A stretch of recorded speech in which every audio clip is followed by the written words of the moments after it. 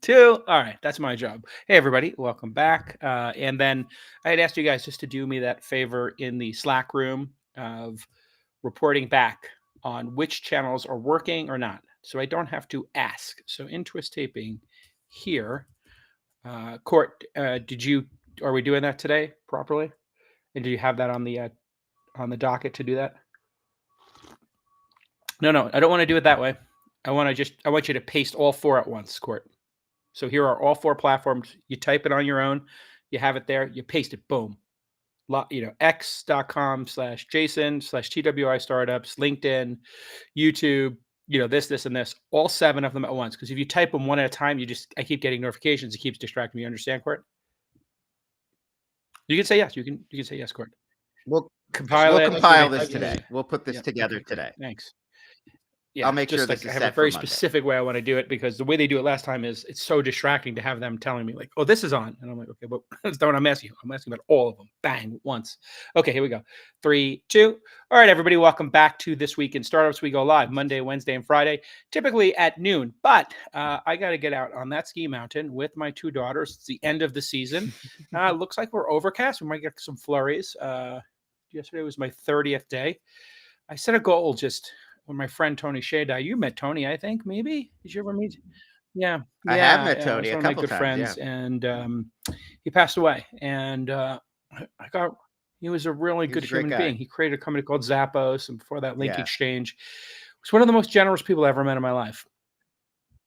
You remember he had that, he owned a bunch of buildings in downtown Las Vegas that he was going to make into sort of this new tech hub. And when we would go down there to cover CES, he would let us stay there. Did you stay at the apartment building he had, or did you stay at the, okay. So what he also, no, it was he had a nicer place too. We stayed at, he had like apartment buildings and condos for people who were working on those tech companies around there. And he just let us stay there. He would do that. Again, back to this crazy generosity that Tony Shea had. And people have been asking, like, why are you so like obsessed with trying to hit a certain number of days?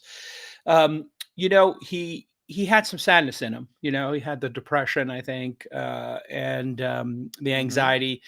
And no amount of money cures that. Like you can become a billionaire, and sometimes it can make it worse. And I just wanted to start the show just talking a little bit about him for a second with you, Lon, because you got to meet him. I would go to Vegas, and I kind of had made my bones already, and I knew people in Vegas. They would give me free rooms, at very nice hotels sometimes, or upgrade me to suites. And I would go there, and I would never stay there because he would invite me to stay in a trailer park with him. And some of my fondest memories in life were going and staying in those trailer parks. And then I would get back from CES stuff or meetings or poker tournaments, whatever it was. And it would be 1 a.m. and he would come out of his trailer. He's a billionaire. He's staying in an Airstream. And he'd knock on my door. I heard you come in.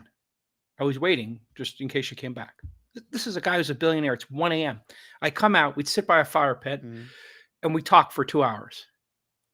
It was just incredible.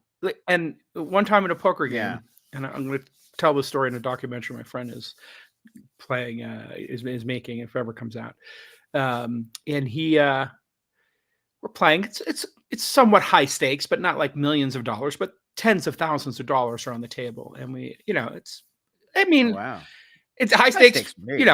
Trust me, for a kid from Brooklyn, when I'm in a $10,000, $20,000, $30,000 pot, it does make me think for a second. I have to actually remember that like that number doesn't impact me now, but that's the thing about high stakes. It's meant to make you consider your behavior because your blood will flow if there's a Tesla in the pot, or as I tell people, win a Prius, lose a Prius. I said famously at Schmott's game, and that always stuck. And he didn't care about money, and he wins this pot, and he had had a couple of pops, and it was late, it's early morning poker game, and he needed to go to bed, and so I'm trying to get him to go to bed, and we had this like final hand, and I hit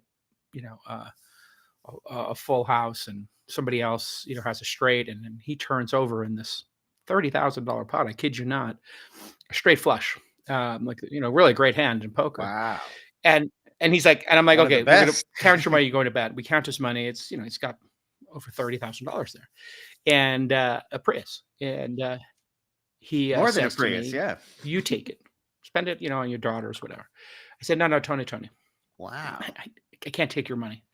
Just you won the money. If I had won it, you would pay me. And if this person in the hand had won it, they would get paid, right? This is just how the nature of poker is, right? We don't feel bad afterwards. We all sat down at the table. It's gambling.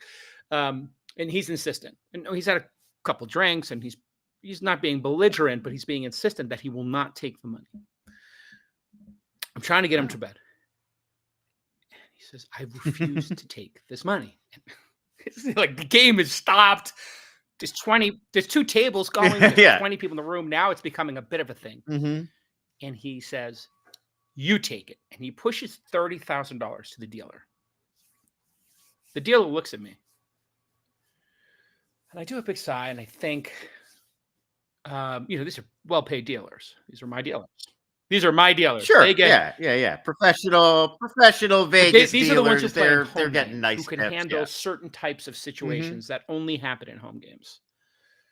Things happen. Sometimes somebody has a little too much to drink. Somebody maybe throws cards at a dealer. Sometimes a situation can happen. Accusation. I mean, it's. Yeah. Well, and this is their career. They don't want to risk their whole reputation on one $30,000 pot. Like, word gets out, hey, this dealer steals pots. But even beyond that, anyway, it's like a uncomfortable situation. I say to myself, I just have this moment. This will be one of the greatest stories of all time. You know how I have my moments, like I have one of these moments in my mind where I'm like, my timing, and I just said, this is like one of the greatest moments of all time. And I look at him, I look at the dealer. Now, the other dealer for the other table is watching now too, because the whole room is stopped. And they're both looking at it, and there's a third dealer to rotate in. So we have 3 dealers. So they're going to get 10 dimes each. And this is 15.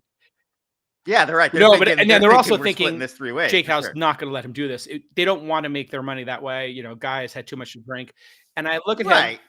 Exactly. And I said, okay. And the dealers are like, no, we can't accept it. And I look at the dealers and I say, it's okay. He can afford it. And he's like, that's right, I can afford it. And he goes to bed. I take the dealers. It's a few hundred. I take the dealers. Zappos, I give them their 10K each. It's the greatest night of their lives. Wow. That's a huge The story night. has been told. One night of work. Or that story was told every poker game around the world. Legendary poker story for 15 years. And it gave Tony so much joy because he didn't even remember he did it. He was barely with us. We were drinking, having fun. Yeah. And that story's been told thousands of times since he passed away. And I just told myself, it was a long story, but I told myself as we warm the audience here, when he passed away, I was talking to some friends about it. He said he always just wanted to have more fun, specifically with you, Jake Howe. He wanted to hang out and have more fun. And I just thought to myself, you know what? That's a good operating system. I'm going to try to have a little more joy and a little more fun in my life. And the one thing I do that what matters, inevitably brings me joy and fun is when I do a podcast, especially with you, Lon. I love doing it. We've been doing it together for many years. Oh, that's a kind thing to say. I'm super excited we're going to spend more time together. But at the end of your life, all these chip sacks, and other victories and things, they don't really get remembered all that much. What gets remembered is the funny times you have with your friends and the joy you have. And I got to tell you, on this mountain, or when I'm in Niseko with my friend laughing it up, skiing like I did this year, all those moments, they just add up to like all this incredible joy in my life. So I just set joy goals. And the only joy goal I set is just getting out there on the mountain with my daughters and friends and then making funny podcasts for you all to listen to. Maybe you learn something during them. Yeah. That's it. I feel like at the end of your life, you're not going to look back and be like, oh, if only it was one more deal. If only one more Robinhood, one more Calm, one more Uber. Yeah. It's like you do those in order to fund and allow for the fun parts, the social parts, the parts of family. So anyway, and friends. lest anybody think I'm just like right. Retired and ski all the time, I just go out for 2 hours, 40 days a year. It's 80 hours of my life. And I'm trying to hit 41 days. And this will be day 31. Saturday, Sunday, we'll make it day 33. So I'm within 7 days of tying my record, 8 days of breaking it or so. We'll see if it happens. If it happens, it happens. If it doesn't, it doesn't. Maybe I have to go to New Zealand at some point.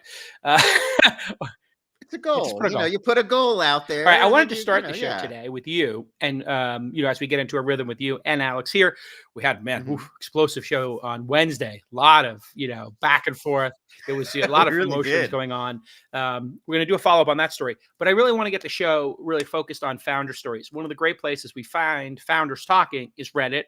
and sometimes on Hacker News. Yeah, Hacker News, And good Hacker discussions. News. Shout out to Paul Graham for creating that, or whoever created it. Whoever created Hacker News, great job, by the way.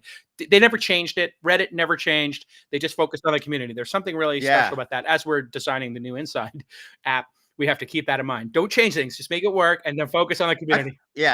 I find Hacker News very comforting. It hasn't changed in so long. You can always go there. It's exactly the same as it ever was, and so little of the internet is like that. Everything changes. No, all the I know time. Paul Graham created it. Paul Graham created. I know Paul Graham created it, but he wasn't the one who wrote the code. I don't think. I think there was specifically a person who did it, and I think there's an open source version of it, which is really interesting. There was a time when everybody thought there would be like 1,000 Hacker Newses. Anyway, putting it aside, we find really good stories there. Why do we find good stories there? If we ask people for stories, a lot of times when they pitch us a question here from me, those stories are not authentic. They're like packaged backdoor promotions. It gets a little annoying for me. But I told Lon, just hang out there, see what's going on with the vibes on Reddit. We have a This Week in Startups one where people are talking about stuff, entrepreneurs, startups. There's a bunch of different places people are talking about business. So I asked Lon to surprise me with conversations there. And then I want him to round trip them where after we talk about it, not for promotion of this show, but then we just take our discussion here and maybe add it there. So you can either summarize it or whatever, but let's go with our first. Yeah. Well, let's go with our first question you found on one of these sites and find the hard ones. Let's work. We'll go hard, Sure. I'm trying to find questions where there's like multi-stages or it's a little specific or something that you can really speak to. There's a lot of general questions and I skipped those. Question one. Let's start with question one, Court. This is a technical founder. They say they're in need of a reality check. This comes from user James Calhoun 2 in Reddit's startups community. I'll summarize. They are a technical founder. They built 100% of their company's product on their own. It was not their idea. They have a co-founder / CEO. It was that person's idea.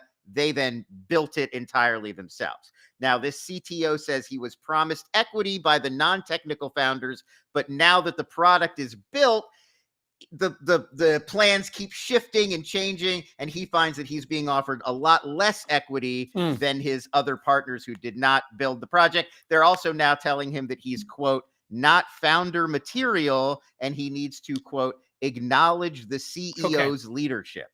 One more factoid. He claims that he still owns the IP rights of the code base as leverage. So what should he do? And I think the even bigger question for you is, what could founders do to avoid ever having this problem down the road? So before you start any project, you should document the arrangement.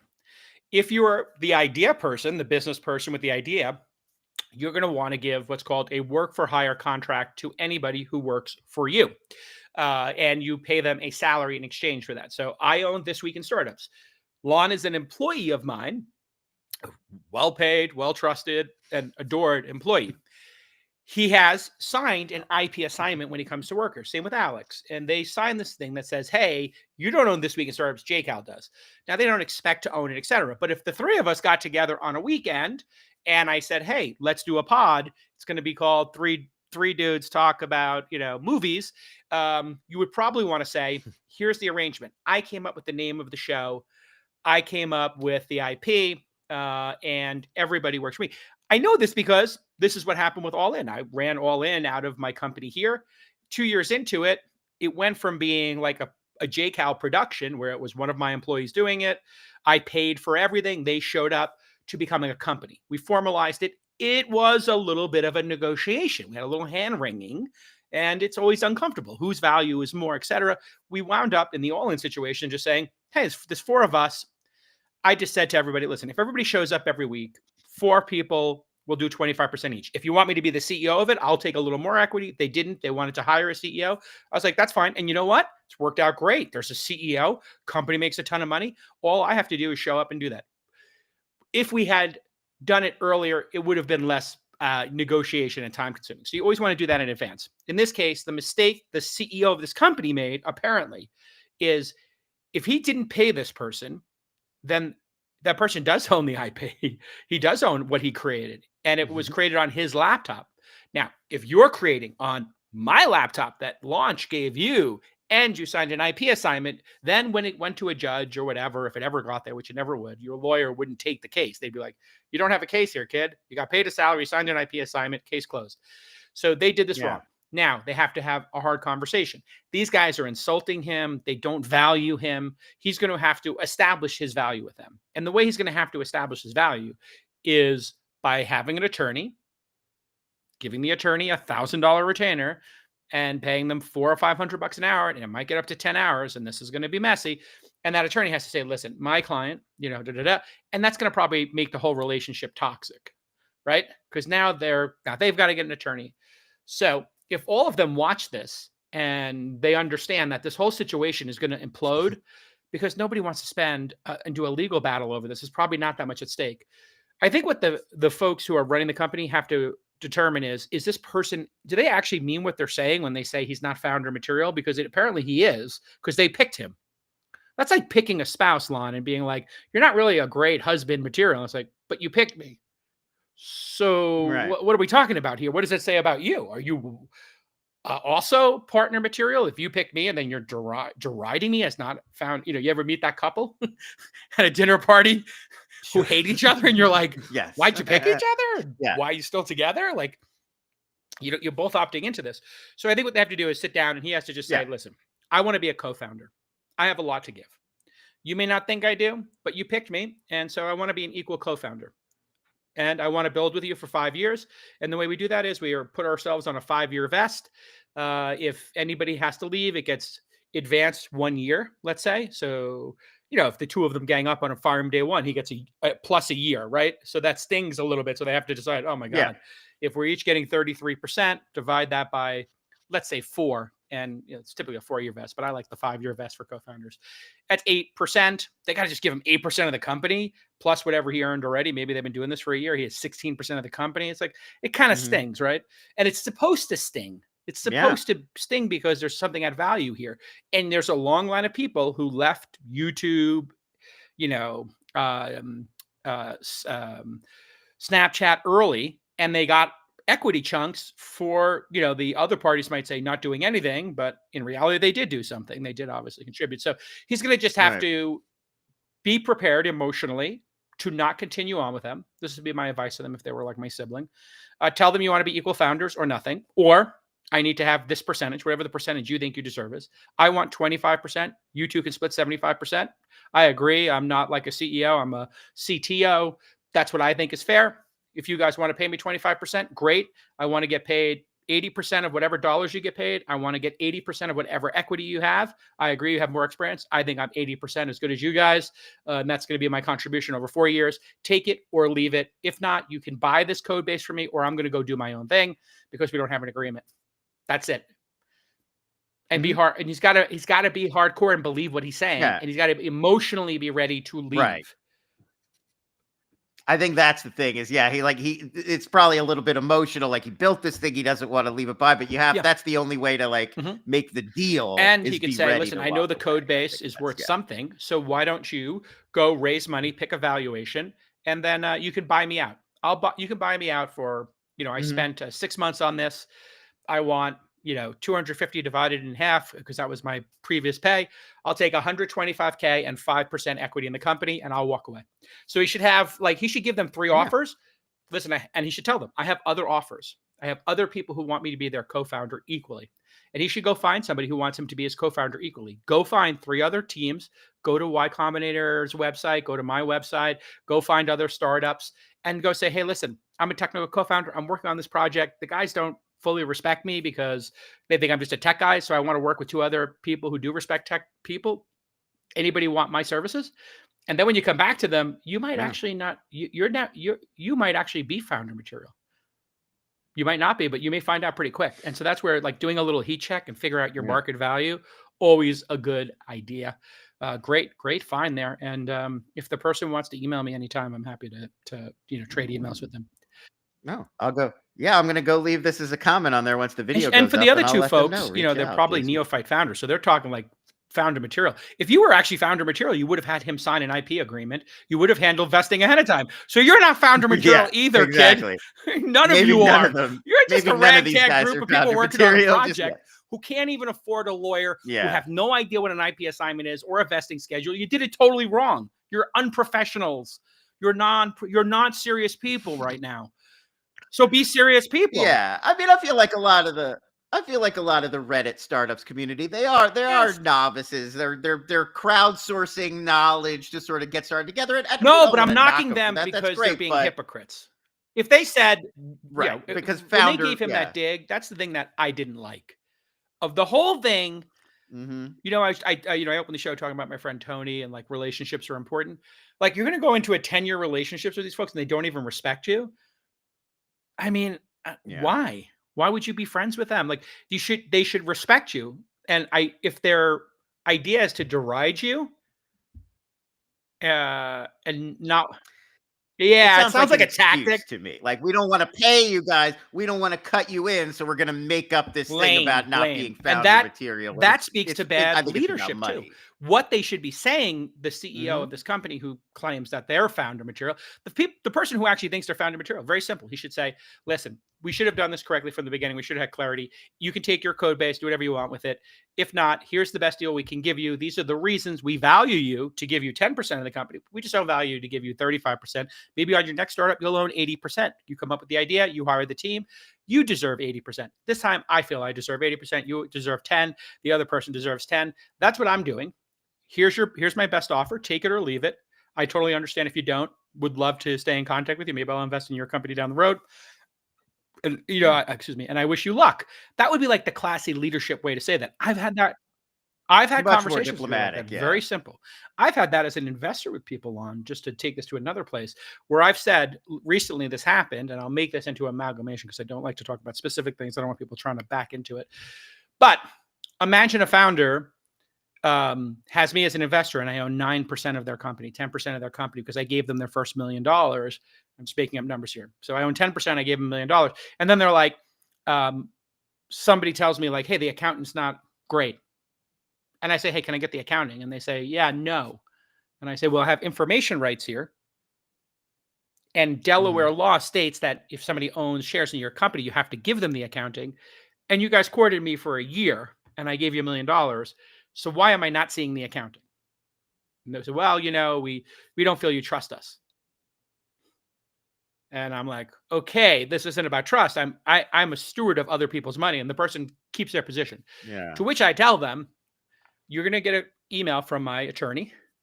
It's going to be a little bit stern. It's going to say like, hey, in Delaware law, it says these things. I literally said this to the person on the phone. I said, you're going to put me in a position where I have to write that letter, because the LPs, when they find out that I can't get the accounting here, then I now get the liability. You're putting the liability on me. So Right, I'm it's going on to you. have to write that letter. I don't want to write that letter. So here's two choices for you. The letter comes on Monday, or you wire me my money back and we take the convertible note, we rip it up, and I sign that I'm not an investor in the company anymore. What do you think happened? The second Which one. is? That's my guess. They gave you your money back. Correct. And you tore up the note. Because I said to them, I said, if you don't trust me and I can't look at the accounting and I have to write you a legal letter to do it, I don't want to live that way. Yeah, it feels like they did not want to send you that accounting for some other reason. I don't feel like, oh, you don't trust us, or that feels like there's an agenda there. And so I'm really a fan of like just getting to the core of it, you know, just get to the core of it. I know in my younger life, you know, I might have danced around issues, you know, tried to make people into partners they weren't, employees they weren't. You just got to be matter of fact. Hey, listen, I don't think you have what it takes to be at this company, but you'd be great at the post office. Okay, let's keep going. That was my old line. One more question. Post office. I mean, I think you get to a certain age and you do start to pattern recognition gets better as you get older, and you start to be like, I've been through this dance before. I know how this is going to go. Like I've noticed that too. Once you get into your mid-40s, this movie only ends one way. You stop suffering keep going fools on some level. Okay, one more question. This one comes from, I found a new subreddit that I really like, Founders Hub. It's a just community of founders knocking ideas around, joining each other's companies. Maybe our first caller really should nice join little that Reddit community. Maybe they should. They definitely should. So this one comes from Big Brainy is the user's name on Reddit. They are building a tracker for founders who are building their startups publicly. So the idea is you could track your progress and failures. You turn the process of building your product into early marketing for your company, and you're getting real-time feedback from potential users while you're still in building mode. The system even nudges founders to log their growth, track what they're working on, and release new updates once every 15 days. So my questions to you: are you interested in this? Do you think this is a useful tool? And what are the pluses, negatives of building your product in public rather than stealth? Product in public, it's obviously giving intelligence over to potential competitors. The truth is, potential competitors are going to watch you like a hawk anyway. In this build in public movement, you will get great ideas. You will get new employees and you will get new customers. You will also educate people on what your plans are. So be thoughtful in how you do it. It's one thing to be like, hey, here's the new version coming and we have 3 features. What order do you want to see us release these features? Or, hey, here's what I built. I was vibe coding. Pull up Presh, who used to work for me's Twitter handle, and you will see him vibe coding this weekend. He was making some sort of like a 1990s retro, health app. And he builds in public. And he worked for me for like 7 years. Great employee and team member here, but he wanted to go be an entrepreneur. So I let him go do that. And I actually backed it. So he's doing this Sunseek. It helps you improve. He's building apps to help you be healthier. Cold plunge app, Sunseek, getting sun. And, he's into Apple watches and all that stuff. And if you scroll down, you'll just see in his feed, if you scroll down, him building like different pieces of software and showing it. So he was vibe coding this week and he was bringing this, like he made a Mac retro runner app, right? And so now what has he done with this? And I'm not sure what this app was called. Retro. Yeah. Looks like retro. So, it's like it literally is using the original Mac OS look and feel to, make a running app like Runkeeper or Strava, I guess, or any of those. Yeah. Track your runs and your routes and whatever. So now, let's say this is actually a killer idea. People could go steal the idea. Oh, maybe people want to have that retro. I'll add it to Airbnb. We'll have a retro thing, and you can switch your interface to retro if you like. But how many views and how many replies and how many followers did he get on that tweet? Let's just take a look at it here. Most people get when I see people like dunking on me and quote retweeting me, I look at how many views they have. They have 10. And I'm like, I bet you 6 of them. So now he's got 281 people who saw this and he got 1 reply. He got 2 likes. So this one didn't break out for him yet. But if you look at some of his other posts, like his pinned tweet or whatever, he might have thousands of people doing that. And then there's like some build in public communities where they kind of help each other. So I think it's great. I wouldn't ever share things that are really great growth hacks on it. I wouldn't share like really important news on it. Some people are too build in public. But for other people, it gets them a ton of advice. We had another company, I think it was Jenny AI. You can pull up Jenny AI. And they were literally releasing their revenue. And now they're started making millions of dollars. So people were like really tracking Jenny with a J AI. Yeah. And if you look at the founder, he was literally sharing, and some of these folks take it real serious. They share their revenue. They have a bad quarter. They're sharing their bad quarter. I mean, I prefer this to not having product velocity. I think this lights a fire under people on your team.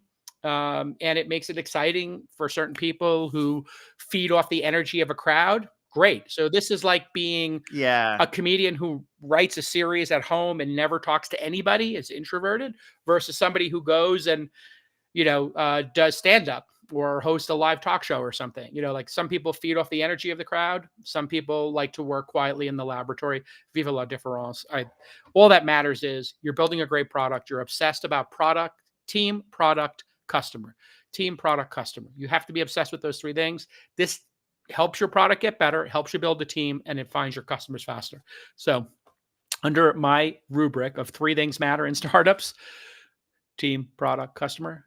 And if you're focusing on anything other than those 3, you got to ask yourself, like, why am I focused on this right now? Like accounting or legal. Like, sometimes you have to do chores, but you really got to get back to the big 3. Yes, I'm loving this. One more? This is great. Keep going. All right, one more. This one comes to us from Hacker News, from Scrap Code in Hacker News. It's number 4 for court. Why don't hiring managers provide feedback? The OP is they've been applying for software engineer positions for over 2 months, a rate of 1 application per day. They're getting interviews, but whenever they receive a rejection, they write back to the company thanking them for the consideration and asking for constructive feedback. Most companies don't respond at all, but some even respond and say, we don't give feedback. So any sense for why companies wouldn't give feedback? And if you're applying for jobs, you're not getting any feedback, what can you do to make yourself a better so applicant? it's a liability issue. Once you say, and there's a lot of people who set traps for companies, and there are a lot of drive-by lawyers who are going to come in and try to say, oh, you didn't hire this person because they are A, B, C, D qualities. So all HR is in a defensive stance. If you're arguing like they would be, you didn't hire them because of their race or their gender or orientation or one of those illegal things. Some biases. And really the one hire. that actually is the underreported one, because of the DEI movement specifically in Silicon Valley, it was easier to get a job if you were part of a group that traditionally didn't get jobs. So that is actually the truth. Silicon Valley, over the last couple of years, would hire a woman, a person who's gay, trans, Black, Hispanic, and then they would not hire. It was kind of like what happened at Harvard with like Asian students. They were kind of overcorrecting the other way. And then we started to see lawsuits where Asian people and Indian people were like, hey, wait a second, what about me? And they were like, oh, we have too many of people like you. And it's like, but I'm the most qualified, anyway, let's put aside this like crazy spin. The car is like, this is Sam Harris had the best description of identity politics ever heard, which is it's a cul-de-sac. You might go down this road like with good intentions, and then you just get spun up and you get dizzy and you don't even know which direction you're going in. That's literally what happened in Silicon Valley. The one that people actually don't talk about enough is age. And I know that now because I look at it and I see, because I'm now Gen X, I'm 54, and I see people who are my contemporaries, and it's like, they're having a hard time getting a job. It's like, why are they getting a hard time getting a job? Well, their salaries expectation is higher because they've been in market for 30 years. And people don't want to insult them and say, well, I can hire a 25-year-old who knows these new programming language and works harder than you, and you have 3 kids, and you need to take these days off, and you've got to take a 6-week vacation, and you're used to getting all these perks. And I could just get somebody out of school for 25 years old for half the price, a third of the price, for the same work. And then you add the global marketplace to it. So that's why they don't do it. It's just, it opens up a can of worms, vectors of attacks. And the other reason is just super pragmatic. They don't have the time. There's too many people applying right now. So what is the value in them doing that? So what you really have to do is find a friend in the industry who hires people and say, would you do me a favor? Would you give me the hardest test that you give people? Let's say they're a developer. Interview me. Let's record it. You tell me where I suck, or record your own interview with your friend and then ask 2 or 3 other friends who run companies, hey, look at my interview and tell me where I suck. I'm not looking into the Zoom camera. I'm not wearing a tie. The lighting is bad. Like, I know this sounds real stupid, but, or your answer to why you want to work here sucks, or you're not prepared. And then, or if you covertly record, I mean, I don't know the legality depending on which state you're in to recording, but if you covertly recorded every single one of your interviews and then you fed them into a chat GPT and said, how could I do better? Or you made a transcript of it. So I would say, like, do the work yourself. If it's me and I couldn't get a job, I would record my last 10 interviews. I like that idea. Yeah. Imagine if you put them all in Notebook LM, you could ask it really nuanced questions like, what are phrases or words I use the most? Where do I seem the most confident? Where do I seem the least confident? Yeah, right. Yeah. Just like, what did I have the shortest answer for? Which question did I have the shortest answer for? Like you could ask improve my answer for these 5 questions. Why not? I mean, just improve my answers for these 5 questions. Quiz me on these things. That's a good idea. And I do feel like, in a lot of states, you're not allowed to record a conversation, but if you're only using it for your own purposes, don't publish it. Yeah, I think that's probably true. And then, you can do it very covertly. Like, you don't have to record the Zoom. You could record your desktop with QuickTime, I think. Just let you record a desktop or. Exactly. And if you're just deleting it, or when you you're made a done transcript out of it, and then you don't know it to and anyone. I think people are assuming they're recorded now. So in HR, this, it's a little side diversion here.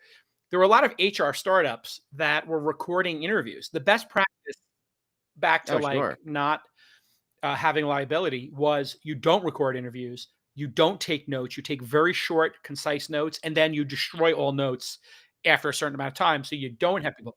Back to how paranoid the HR departments have become because of all the drive-by lawsuits. Yeah. And there's some even really pernicious things. People coming in and going into a company specifically to get fired, to get severance, to set up a lawsuit based on, their age. Let's say I'll use age because it's the least charged up. And that person then winds up signing a non-disclosure, non-disparagement as part of their settlement. They get a year's salary, 6 months salary. They do it again, and they work with the same lawyer again. So the same way people jump in front of cars, you see those videos of people pretending to get hit or slamming on the brakes, pretending they got hit, and then they all go get a.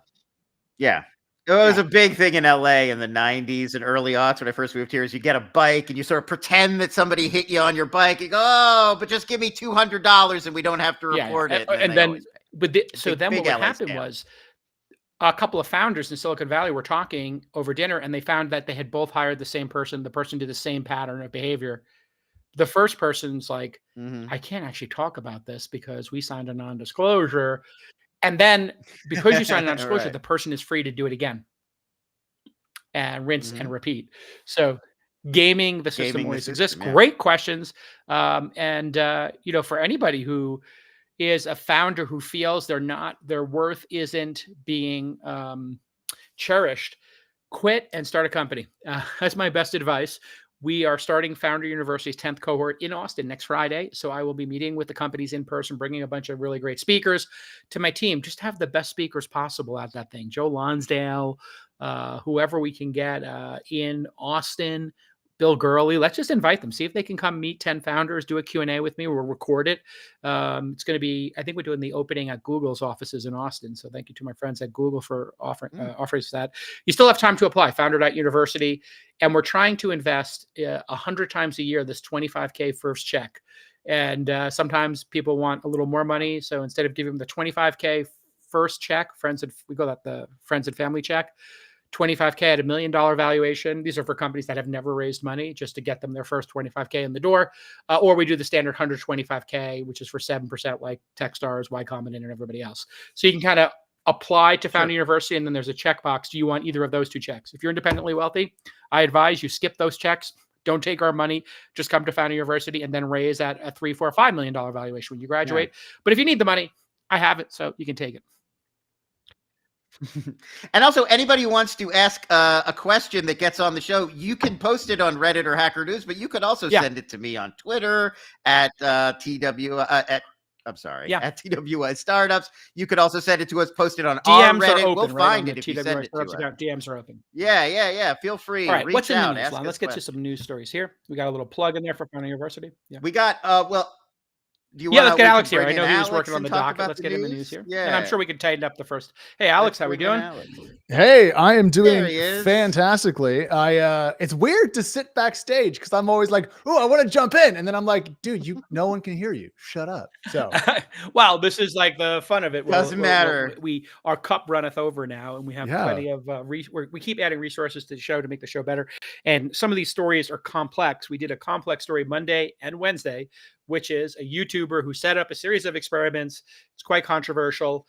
Maybe you could catch us up on Mark Rober. Mark Rober, NASA scientist, former NASA scientist with an incredible YouTube channel where he runs experiments. This experiment might have blown up in his lap, and people are replicating it. We'll see. Let's see where we're at. Yes, absolutely. People are replicating it, and people with much smaller accounts. So today we're going to talk about a guy named Kyle Paul. He runs a YouTube channel. It has a grand total of 2,009 subscribers. Shout out Kyle for having to start.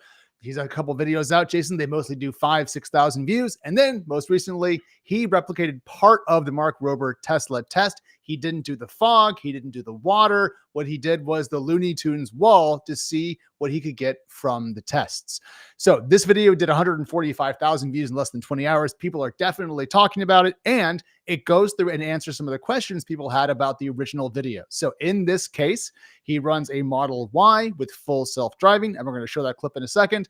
And then later on, Jason, he also breaks out a Cybertruck, which has the newer self-driving hardware in it. I believe it's version 4, and we'll take a look at that. But let's start with a video of a Model Y, and this is a 2022 Model Y with hardware 3 and FSD turned on, going towards a Looney Tunes wall that Kyle Paul, this YouTuber, put together. This is in the Mark video.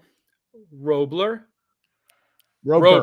Mark Rober's video, he used autopilot, a different technology than FSD. That was the original sin, I think, of the video. Here we're correcting the original sin and using FSD, full self-driving, which uses different pieces of the technology. Let's see what happens. Does he run into the Looney Tunes wall, which is a wall that perfectly replicates what's behind it to try to trick cameras? And as I said, humans would be tricked by this in some cases too, if they're not paying attention. But let's see what happens. I'm interested to see. Here we go. All right, here is one of the takes. Not touching the wheel. Vehicle doesn't want to go much faster than 31. Currently does not see the wall. Does not see the wall. Does not see the wall. And he brakes. Okay. He brakes. And people did say, why didn't you just go through it? It turns out there's, I think, a U-Haul on the other side. So if he went through it, it would be a collision. Just to be clear, he ran this test with the Model Y, Jason, I think 3 separate times. He had to apply the brakes manually each time. So I think that goes to show that for the 2022, using FSD and hardware 3, it will not catch this particular scenario if it ever comes up in your life. But I'm curious, Jason, your take on the quality of the experiment here. It looks like a pretty good experiment, because if that was a human being who was paying partial attention, there is a chance 1 out of 50, 1 out of 100 would go through the wall if they were, applying their lipstick, changing the radio station, putting in navigation, advancing their podcast, whatever it is. So I do think that this test, a certain percentage of humans would fail, and FSD on hardware 3, which is what I have, is a distinctly different experience than hardware 4. So much so that I believe in the last Tesla call, and somebody can fact check me if I'm wrong here, Elon said he was probably going to have to upgrade hardware 3 to hardware 4, and they were going to do that for free if FSD couldn't do stuff. And they had hinted at that the call before it, and then I can remember him sort of casually mentioning that. And I remember people at Tesla talking about there's a big jump in the hardware between 3 and 4. I think that it's pretty clear. I'm going to go ahead and guess hardware 4 gets it right. Hardware 3 doesn't. Let's take a look. All right. So next up, here we have a Cybertruck, so a much more recent vehicle than 2022, running hardware 4, running FSD. And 2 quick notes for folks out there who want to get into the nitty gritty here. Kyle actually did have the cameraman zoom in to show the actual version number of FSD, so you can get down to the absolute release date if you want. Anyways, here is the Cybertruck running the same test a little bit later in the day, and we'll get back to that in just a second. All right, self-driving turned on. Ready, go.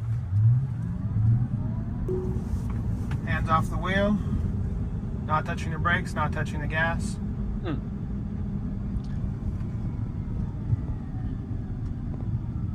That sounds like a slowdown to me. It's making that Is the wall. Millennium Falcon like slowdown sound. Yep, and that's a stop. Yep. So I think that shows that at least a little bit later in the day, the Tesla Cybertruck did a great job, stopped early, stopped very calmly, didn't slam on the brakes at the last minute. Some people have said, and we are in the business here of kind of poking holes at things, that it was so much later in the day that the actual outline of the image on the wall might be more visible. That said, I would have more stock in that if it had been more of a chaotic stop. But given how confident the Cybertruck was, I do think that if you are in a Cybertruck, you will not go through a Looney Tunes wall while using FSD. It's a meaningless test. This will never happen in the real world. It's super entertaining for us. And the overall picture here, Alon, is that the Looney Tunes test is the stupidest test, but the most entertaining. And so I think we're entering the phase of self-driving and autonomy where we're coming up with insane tests, because having it stay in the lane and having it stop before a bicycle goes across it, we know it's going to do that 100% of the time. So congratulations, humanity, Tesla, Waymo, everybody in between who's making self-driving technology, people who are making braking technology. Less people are going to die. If you die in a car crash, it's not going to be from a Looney Tunes wall. It's going to be because you decided to drink and drive. You decided to be a distracted driver. You decided to not engage self-driving technology. Big picture here, FSD, putting Tesla aside, I'll just say full self-driving, level 2, 3, 4 driving. It's here. It works 80, 90, 95% of miles flawlessly. We got work to do on the last 5%. Yeah. And the last 5%, Lon, has nothing to do with the Looney Tunes test. So I want all these people to get back to work on better tests. Come up with some better tests. The better test is construction zone. So if these guys really want to go at it, I can tell you when my Hardware 3 Model Y fails. It fails on 290 in Austin, which is under massive construction. Yeah. Literally every time I take that goddamn highway, they have moved the cones around. It doesn't match the maps. Waymo, Tesla, Zoox, ain't nobody going to get that right in Texas. I can tell you that, y'all. Lon, your thoughts? The one thing I was going to say is I do think this reinforces some things we were saying about the original Mark Rober video, which is this is YouTube. This is for entertainment purposes. I think everybody watching this who was expecting or anticipating, and I'm not blaming them, but the people who are watching this who are expecting engineering and scientific scrutiny in these perfectly variable free experiments. It's a YouTube video. The goal was something clicky that's going to be visually fun, not something that's really going to prove autopilot versus full self-driving, like the Roadrunner. Yeah, test but I is do for like fun. that people can get out there and run their own experiments and publish it. Like there's something very homebrew about that I really do appreciate. And so I want this Kyle guy to do the fog and the hose videos as well. And I'll tell you right now, if he does that, I will donate immediately $100 to it. So crowdsource the tests, let people pay you to do the tests in aggregate. Don't take money from any specific person who has a competing technology, just so we don't have any more muddying the waters with friends, etc. And what this is, now that we've gotten through 3 conversations about it, we have, some of the most important things. Self-driving works. It works most of the time. We're trying to entertainment works. People are entertainers. And then also, if you are a NASA scientist, the expectation is for you to do NASA-based experiments.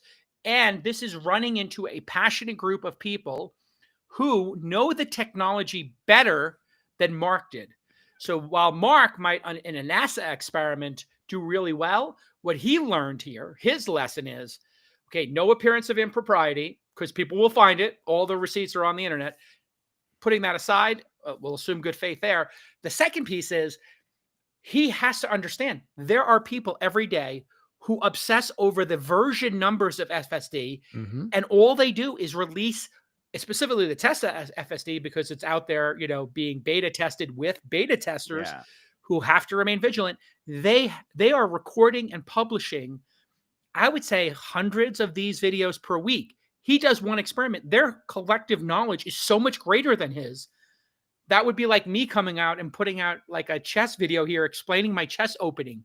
Like, have you not looked at the internet and seen that people are playing live chess on Twitch, on TikTok, and these people have ratings of 2,000 and they're grandmasters doing every move? Like, I come in and I'm like, hey, check out my new chess move. It's like, dude, you're rated 900. On a good day. He's a 900 chess player going up against the grandmasters of FSD who are going to run laps around him. He should have known this going in. Let's do more experiments. I'm actually asking the community right now, come up with the rest of the experiments. We'll donate to it. In fact, if somebody can make these experiments, I would pay them to do it for This Week in Startups. So if this guy wants to do a couple more, we'll release them here on the channel, and we'll come up with new ones. And I don't want to just do it for Tesla. Do it for every brand. Let's get an Audi with the self-driving in there. Run 4 cars against it. Why isn't Car and Driver doing this? Like, do you understand, Car and Driver, like how many videos you would get, how many views you would get if you took all 10 of your top 10 cars from last year, from the Corvette to the Prius and everything in between, even Lon's Prius C rated 2 of Never gonna live that down. Great car. hard to drive It's after a perfect war, for me. Perfect for me. but that's about it. Yeah, nobody gets the Dylan reference. It's a Yeah. good car to drive after a war. You don't get that one, Lon? No, that one flew Yeah. by me like a homing pigeon exploding.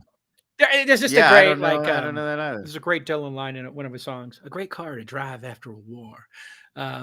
Just for some reason, always stuck with me. There you go. I'm gonna look Yeah, that up. I don't know which recognize song it. that's from. It's not from Masters of War. Great car to drive after war. Talking World War III blues. It's an early It's one. an Yeah, early World War one. III That's blues. why I don't. It's an early It's one. an early one. From Freewheelin' great album, Bob great Dylan album. in '63. I've been releasing. I'm going into my 50s when I start releasing guitar solos. I and saw Dylan. I saw that. I was Oh, like, wow. okay, Jason's Yeah. turned into me because I'm also a big music guy. Did you and so listen to my Tunnel of Love solo I published, or the Dylan doing Shelter from the Storm? I did not listen to 1976. I did not see the Dylan one. I'm not going to lie. Wow. I released I have this website that lets me download YouTube videos really quick right now, and then I created a shortcut on my phone that takes the YouTube video and then puts it into my camera folder, and then I can edit short clips now really fast. Ah, nice. Because you know what, I'm on my road to being independent. Yeah. Because I am so persnickety right now that when I ask somebody to do something and they can't do it, you guys would never have this experience. I'm just like, why can't people just solve problems? And so now I am literally on my road to being completely independent of ever asking people to do anything. I am so into reliance now that like I used to ask the production people, hey, can you cut this clip for me? Now I'm like, you know what? How did you do it? And they're like, I use this tool. And I'm like, okay, thanks. I'll never bother you with that again. So if you work for me. Yeah. I won't But okay, if you can't do all that, I won't name check the I don't tool, wanna but it is name check great. it I've and been leave using it it cool. too, the same tool. It's a great market it's thing. very It's a great helpful. market thing. I was don't think you're about to. supposed to. Oh, okay. Yeah, it's Fair great enough, market. fair We're enough, not. fair enough. I mean, listen. You can also use BitTorrent to download stuff illegally. I don't want to endorse people doing There are all kinds of like those YouTube YouTube downloaders. downloader websites, or a lot of and them are be careful, folks, scams. but there's a cat and mouse Yeah. thing. But I like Be careful. bootlegs, and so Yes. I have started to go down into the bootleg thing as I get into my high fidelity. Shout out to my friend Andrew at headphones.com. Not a sponsor, but I want to come up with a sponsorship with them because they want me to promote their stuff, because all I do is talk about how much I love music since I got these headphones. I have like an $800 pair of headphones and a $5,000 pair of headphones that my friend Andrew sent me from headphones.com. But usually $5,000. Pull up Focal Utopias. And these headphones my friend sent me. It's from a company called Focal. I'll just give him a shout out here. I'm accepting free products now. I literally would never accept free products, but then I have so many fans who are like huge fans of mine, and they say I changed their life. I had Andrew from headphones.com on my on the pod here because he told me he bought the headphones.com domain after seeing the episode of This Week at Startups where I was talking to Alex about buying calm.com and how he just told me how like the previous domain didn't work and nobody respected him. And when he got headphones.com, the business went to 8 figures. And then he started teaching me about audio and like this high fidelity stuff, which I always thought was stupid. You ever go by those stores, Lon, where you see like Macintosh stuff and Name and Focal? Yeah. I always thought it was dumb.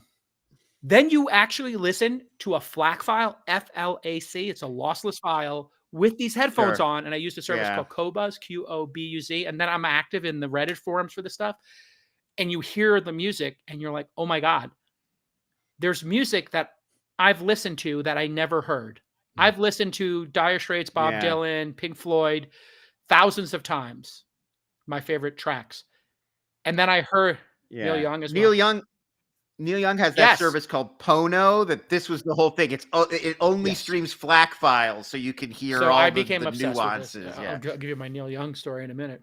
And so I have become obsessed with these, and so now I'm down the rabbit hole. And so I was always like because as a journalist, Alex, I would never accept stuff. But then when people are like, "Oh, you're a fan. I'm a fan of the show. I'll send you something."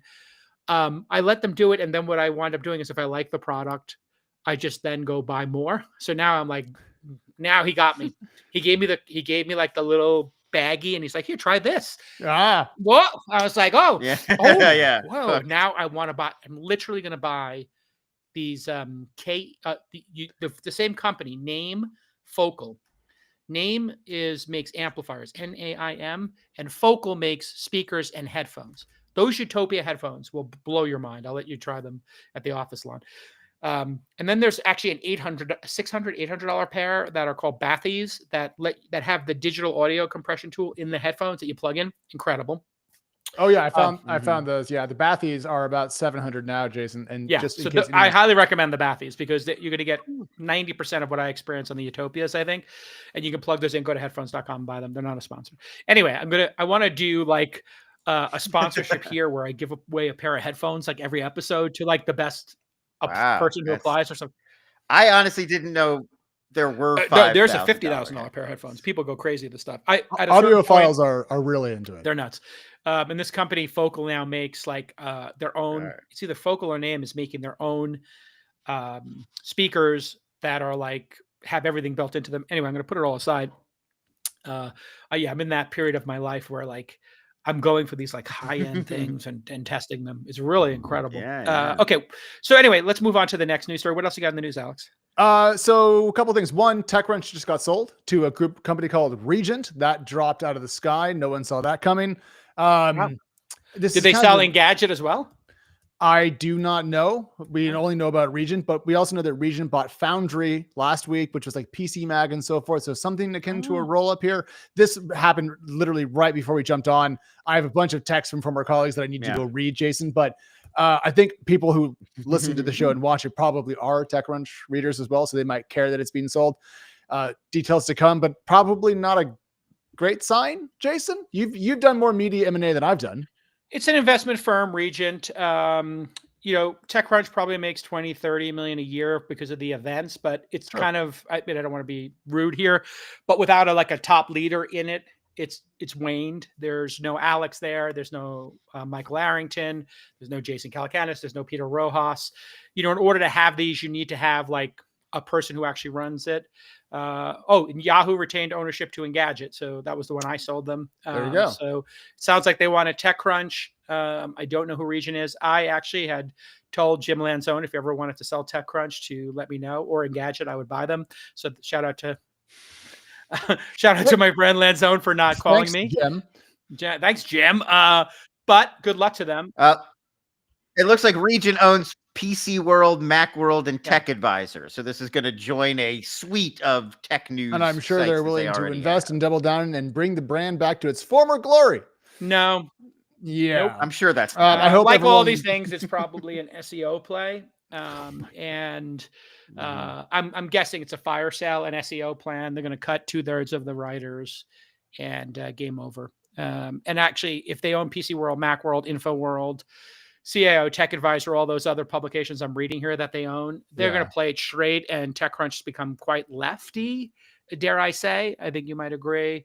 And it started to dip into the sort of like holding truth to power, anti-tech kind of space, Alex, I think, which made it not popular amongst my crowd. The VCs and the CEOs haven't exactly liked TechCrunch's kind of woke position over the last couple of years. What do you think, Alex? Well, I guess it's adversarial. You can have an opinion. No, I mean, this is one of those times that I'm so conflicted. It's hard to be clear-headed. I mean, I love. That's why we're here. We like to. Yeah.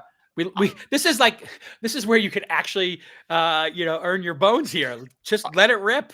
Okay, I think the people complaining that the media isn't sufficiently nice to tech are a bunch of whiners, and they should go sit upon their thrones of gold and stop kvetching about people who make 1/1000th of their income. Also, keep in mind how the market is set up. I mean, there is more people working in PR just in San Francisco for tech companies than TechCrunch has ever worked for a period historically added together. And I think to make TechCrunch better, what you should do is you should quadruple the staff, not cut it by 2/3. I think if this ends up being the fire sale SEO play that you're describing, Jason, it'll be an enormous loss.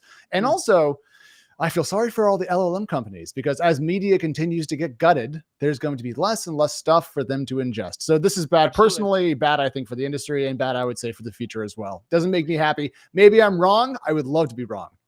All these brands now are just like SEO, click fodder. They all like, all the old Gawker brands, etc. They just get bought for pennies on the dollar. People just extract all their money out of them. They don't invest in them.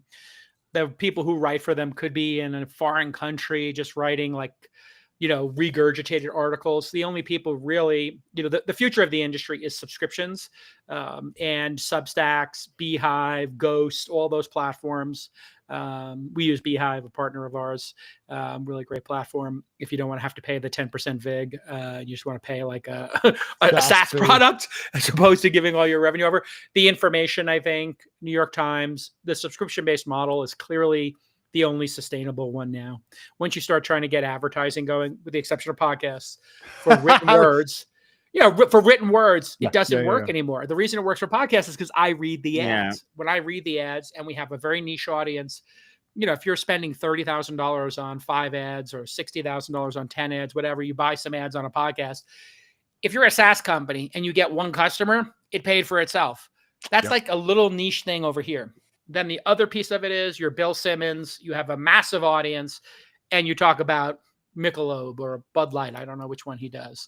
But whichever beer he does, like, you reach the masses. So it's going to be a messy middle for people like TechCrunch. I don't think this will be the last. You tried to be subscription and they didn't commit. And that's a long story, but they're not a single problem. But partially we were hamstrung by what you might call big company politics and a bias towards internal tooling that was already owned. But speaking very generically to protect other people's work, but like, we got it into the 7 figures. I was proud of that. That's pretty good. Yeah. And it would have gotten to 8 figures if they just simply put everything behind a paywall. And it would be an independent, strong brand. They should have just said, you know what? Nothing for free anymore. Anybody who's a subscriber can share 3 free stories a day. If you happen to get it that way, great. And you have to commit. That's it. I tried. And then, actually, it's funny that you bring that up, because when that project that I worked on, TechCrunch Plus, was ended, kind of shot out from underneath me, that's when you called back and were like, hey. And then now I'm here. So thank you, Yahoo and Regent, for putting me on Twist, apparently. There you go. Yeah. Better deal. I gave you a better deal. I just worry that we're not replacing these things nearly as quickly as we're getting rid of. Like, the information is great. Bloomberg is great. There are other sources for tech business news. Not that many. And I mean, to just lose TechCrunch without something else coming in, it does make me worry that so many of these Substacks, so many of these podcasts, so many of these YouTube channels, they are basing their content on original reporting from places like TechCrunch. That's fueling the entire analysis industry. And I think that people don't necessarily make that connection, and we're getting rid of the original reporting part and counting on the commentary part to replace it. But you can't have the commentary without the original I think reporting. that's where you hear me say things on this program, like, maybe I'll hire Alex away from TechCrunch. And maybe I'll pay for the next FSD test. Like, if it costs them $1,000 to paint the wall, if I get that exclusively on This Week in Startups, maybe I'll just pay for it. Yeah, run the test here. I'll give you $1,000 for the rights to it, and or that's actually one of the things I want to do when we get to, speaking of getting free products. I was on the ski lift, and I was thinking about how much I love gadgets, and I have a collection of gadgets, and I was like, I think I'm going to start like my own little internal gadget museum. When I have, because I'm getting a big warehouse kind of space for production in Austin. And I was like, you know what? I'm just going to, and I talked to you about it, like, get a PC Magazine type lab going. Because I love gadgets so much. All these things are coming out, and then I want to index them and store them. So if somebody sends me, like the guy who was on from The Rabbit, remember The Rabbit? I told him to come on. R1. Let's have him on when he releases the next version. Somebody reach out to them. I know that we're booking some great guests here, but I told him I'd have him on a year later. So whatever his 1-year anniversary, which I think would be, actually, maybe that was a year ago at CES, because it wasn't this CES, right? It was the breakout of last year's CES. It was actually been a little bit over a year now since Rabbit was a big deal. All right. So if he's still producing it, he's got a new version. Maybe we should take a look at that category. But imagine he sent me 2 of those. One we use in the lab, one we put in the archive in the museum, or we get one and we just clean it up or whatever. I think it'd be really dope to have a full-time person in the lab just indexing all the free stuff I get, putting it on shelves, organizing, and then showing it to us here so we can track the pace of technology. And then when we have a party, people could see all the stuff, like in a museum type, like a computer history museum type thing, or gadget history museum. Anyway, it's just an idea. Yeah, I like the Museum of That'd be Gadget fun, right? History. Yeah, actually, That's a good I think idea. I have the Yeah. aesthetic picked out, Jason. Have you considered something kind of like this, perhaps? What is this? That's the Yes, closing shot of Raiders of the Lost Ark. Where not that. they've top men No, looking into I your just know you guys are gadgets. film guys, so I figured. No, I think it would be like that, but imagine a row of Apple-like tables in the middle. Mm. So you have the warehouse, and then you have the Apple-like tables in the middle with glass on them, and you could open the glass, Mhm. put on a pair of white gloves, take out the original iPod and look at and geek out, and it works, and it's charged, and it's just sitting right there. Or, here are all the original electric cars. Here's That would be cool. you start putting all that stuff Yeah. there. So I kind of just have like a little weird vision of something. And the Hall of Of course. Misfires, you have the Zune, the Apple Newton, The amazing. Did you all say the Zune, products. sir? The Zune, yeah, Apple's Zune. Yeah. No, Remember the Microsoft Zune. Zune? Yeah. Microsoft Zune. I bought one day one, and Yeah. I will go down on this shit, but the Zune was fantastic and got a Zune bad was one of the rap. best products they made. I mean, also Thank the you. Surface tablets that Microsoft make are incredible. I want to get one of the new Surfaces. Those products were always amazing. They're great hardware. What all else right. is in the news? Let's keep I going. want to do 2 quick IPO items. We are tracking a number Sure. of major debuts. We covered the Wiz exit, but there are some non-M&A transactions. So CoreWeave, just keep in mind that CoreWeave filed to go public. There's a lot of questions about its deal with Microsoft. There was reporting from the FT that Microsoft had broken off a deal with them. They said no. And then they worked with OpenAI and got a good press cycle for a $12 billion deal. It turns out that Microsoft effectively had just said, we're not going to buy this option that we had to access a lot of your compute. And then OpenAI came in and swooped it. So I think that the positive OpenAI story was a little bit too positive and the Microsoft story was a little bit too negative. I think, Jason, given the stability that OpenAI provides, it will go public. I'm just not sure exactly at what price, but that means the IPO is moving forward. So net positive there. We will see a GPU NeoCloud go public in the next couple of weeks, which is Awesome. Thank God.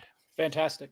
And then finally, just really quick, Klarna teamed up with DoorDash and people began to make endless jokes about people needing to finance their dinner. I think everyone has seen this meme by now, but if you haven't, this is kind of what people are saying.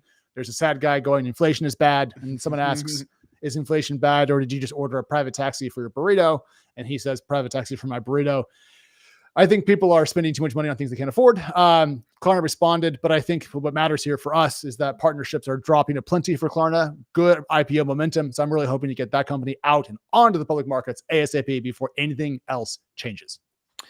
Yeah, and there's the other breaking news story is Lindsey Graham and Dick Durbin, Senator Dick Durbin. They're going to introduce a bipartisan bill with apparently wide support that would make Section 230, which protects common carriers, people who are publishers like WordPress or Twitter or Facebook or Meta, that it would expire Section 230 on January 1st, 2027, basically in 2 years.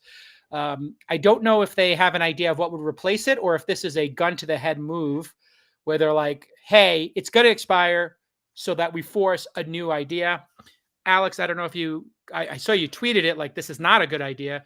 Yeah. Have you read anything on it, or we'll just cover it Monday, or just any quick thoughts on it? Yeah, just really briefly, the way this is being framed by everyone who's covered it, back to Lon's point about original reporting, is that it is the gun to the head point. No one knows exactly what should replace Section 230, but the idea is tech companies are never going to play the game while they have what is pretty robust protection. So by setting a sunset date, they have to come to the table. The reason why that's actually, I think, a terrible idea is that there's no chance of passing anything through Congress because bipartisanship is effectively over for now. And what the GOP and the Democratic Party want to replace Section 230 is diametrically different. And so I don't think that there's a way forward here. Also, I think Section 230 is awesome because it lets companies moderate their own online platforms, and we shouldn't do away with it. What the hell is wrong with everybody in DC? I think that they have they have some scar tissue where they feel like these companies can run amok and influence elections, and they take it personal, right? So I think that's their perspective, is that why does, YouTube get to trend stories about, or Twitter trend stories about Lindsey Graham, let's say. Sure. I'm not going to say any specific types of stories, but, they get to trend a story, whereas a journalist would never cover those stories, but the algorithm can trend it up and then you get the benefit from it. The truth is something does need to change. Okay. So this is going to sound crazy. I don't like the gun to the head maneuver, but I understand it. So I'm just being clear here. I understand that it needs to change. There is very simple thing that needs to change. The algorithm should break your 230. Let me say that again. If you use an algorithm like TikTok does or YouTube does or your For You page, you lose 230. The algorithms are more sophisticated now than any editorial page at the New York Times ever was. And they're doing it on a one-to-one basis. If you use an algorithm to present content, you lose section 230. That includes X. My friend owns X. I'm saying he should lose 230 if you force it on people. And then what should happen is when you turn on x.com, formerly known as Twitter, YouTube, it should present you and say, you can follow these accounts and we'll make a feed out of it. Or you can pick one of these algorithms, or you can write your own algorithm. And if you use one of these algorithms, you can click on show and explain, and it will explain what the algorithm knows, and you can tweak it. Whew. You're in an interesting way kind of pitching Blue Sky. Like this was Blue Sky doesn't actually function this way in a day-to-day basis, but the pitch was it's not a social media platform. It's a protocol. Correct. And you can customize it any I way want you to break it. So they kind of, this idea is sort of out there in the BYOA. world. Yeah. Bring your own algorithm. I think there should be an app store for algorithms that works across all services. I should be able to go to YouTube. And in fact, I'll talk to Lindsey Graham about this. Anyway, I'm in favor of the gun to the head. I'm going to say it right now. I might be, it sounds crazy. I might be with Lindsey. Well, I might be with Lindsey, and I think I'm going to write a blog post about this. Wow. And I'm going to do a Substack or something. I'm going to share this. They need to make the algorithm actually break 230. Don't get rid of 230. Leave 230. Okay. But amend 230 to say, if algorithms are not common carrier, if you default to an algorithm, you lose 230. If you don't want to lose 230, users have to see once a month what the algorithm's showing them before they use your service and have the ability to change it or opt out of it or use a third party. This would be a really great use of the legislature. And, what are we showing here? This is a bill from 2021 from Lindsey Graham, and it was to repeal Section 230. Jason, I'm just bringing this up because I don't actually think you're in favor of the full Lindsey Graham position. Nope. I just wanted to clarify that for everybody. The algorithm, and I'm not using Lindsey Graham's nickname. I don't know Lindsey Graham's nickname. Please don't.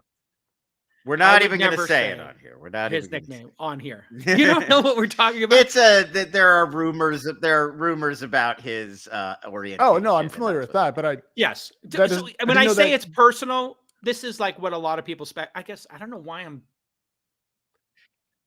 Cut this out of the show. They call him. Do we have Lady to cut it out because this is?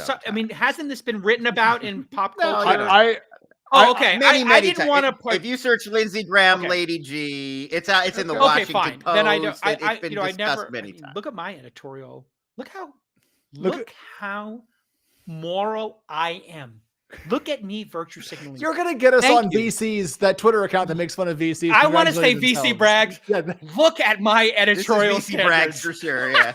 I know. I just didn't want to say the word Lady G because I didn't know if they're outing him. Or it's fair, but if it's in Washington Post, I guess it's out there.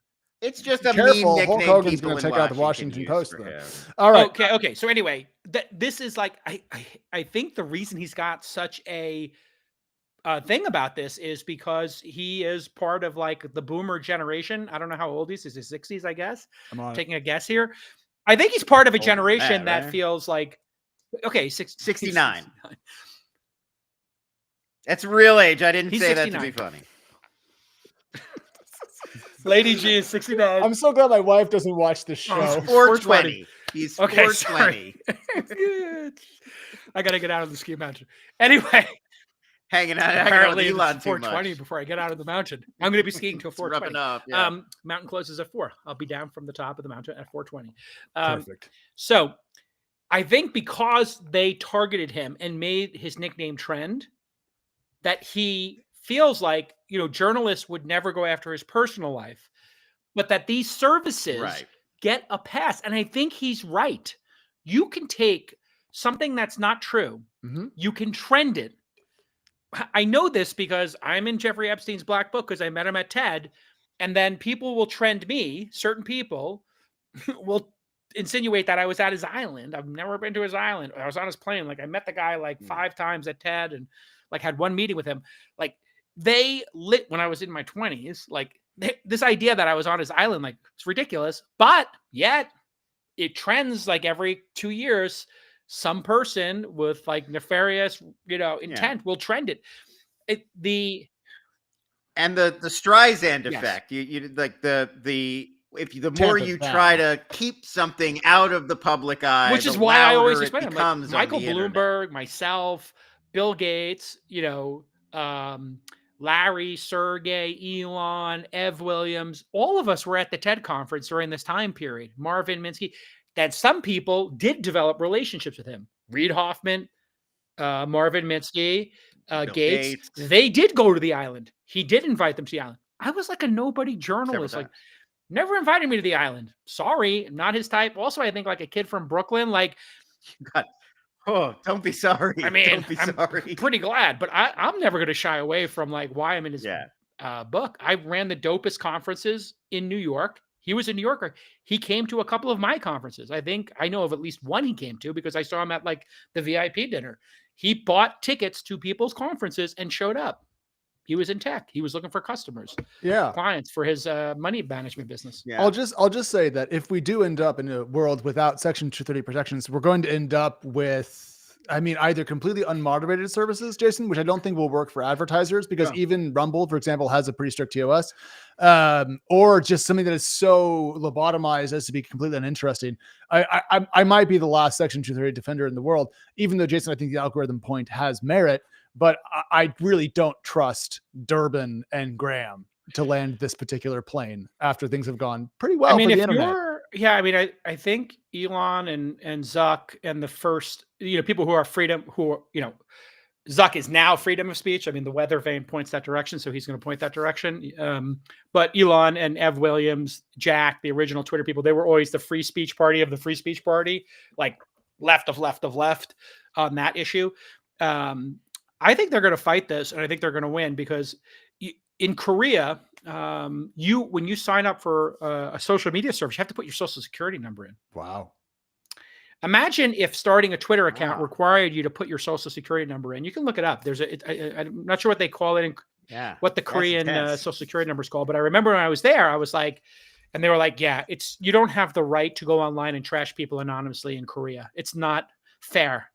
RRN. It's your national your resident registration number is what they call it. So less people think like the rest of the world works like America. In Europe, if you say something about the Nazi party in Germany, like you're not allowed to do that, and in France, you're not allowed to sell Nazi memorabilia. They've got some bad feelings about what happened. Like Yahoo auctions had to ban certain things. Things work differently in other countries. We just have this weird delusion that everybody should be able to say whatever they want in any context, anonymously, all the time, create 50 different accounts, and then, bombard somebody with psyops. That's a uniquely American perspective. It is not the perspective of other countries in the West who feel you have to own your words.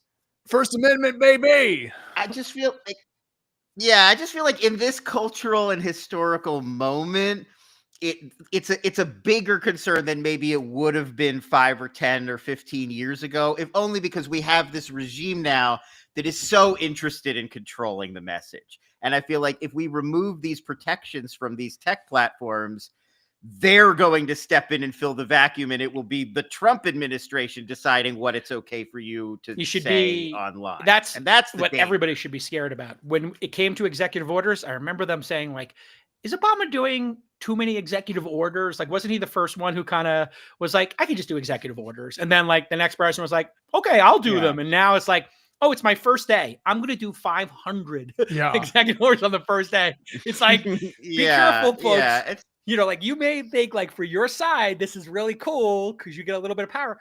Every 4 years, every 8 years, Exactly. You wouldn't have wanted Obama and Biden to have that kind of authority, and you don't want Republicans to have it. I mean, we're right now debating, is it domestic terrorism to criticize Tesla? No, Like, we don't want that We don't have time to go down that rabbit hole, ladies and Let's gentlemen. not go down that rabbit hole. I see Please what you're do doing not. there, Lon. That's 20 Don't minutes. listen. No, I'll actually give a quick statement on this.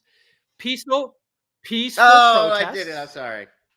are absolutely the greatest part of American culture. If you want to do a sit-in at the Capitol on January 6th and you want to bring guitars and sing Kumbaya and they drag you and your guitar out of there and like arrest you and give you a summons, I'm here for it.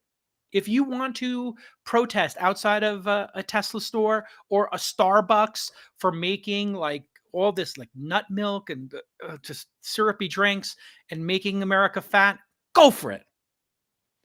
But you don't get to burn down the fucking Starbucks and you don't get to take a dump on Nancy Pelosi's desk.